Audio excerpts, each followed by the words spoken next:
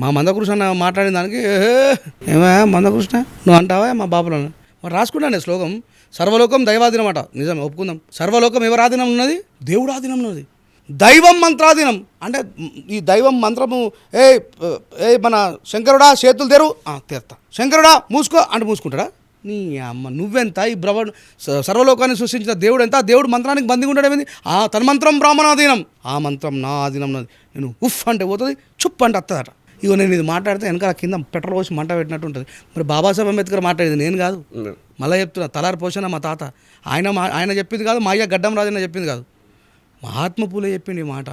సర్వలోకం దైవాధీనం ఒప్పుకుందాం. లోకమంతా దేవుడు చేసిండు కాబట్టి ఆయన ఆధీనంలో ఉంటుంది. దైవం మంత్రాధీనం అట. దైవం అంత శక్తివంతుడైన దేవుడేమో మంత్రమాధీనం ఉంటాడు. తన మంత్రం బ్రాహ్మణాధీనం, బ్రాహ్మణేవో మమ దేవత, నేనే దేవుని లొటపీసుగా అంటాడు. మనకేమో ఆ భాష అర్థం కాదు.